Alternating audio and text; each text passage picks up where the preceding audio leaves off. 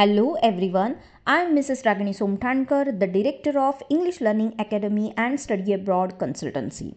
And you are listening my podcast channel Speak English with ELA. In this podcast channel, I am going to tell you about various topics of English speaking. How you can improve your English speaking skills, how you can develop, how you can get command over the English language.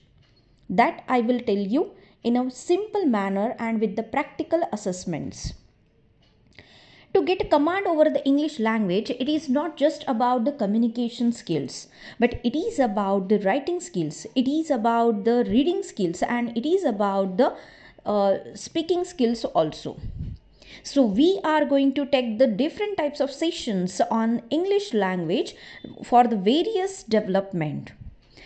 Even I am going to help you to how to create the environment around you, because English is the international language, it's a link up language, it's a language of communication, and therefore it is the most important thing that you just have to create the good environment around you. So you have to create the good environment around you by yourself only, and I'm going to assist you to how to create the good environment around you which can be helpful for you to develop your language. So let's join and stay tuned with Speak English with ELA podcast. Through that you can get good command over the English language.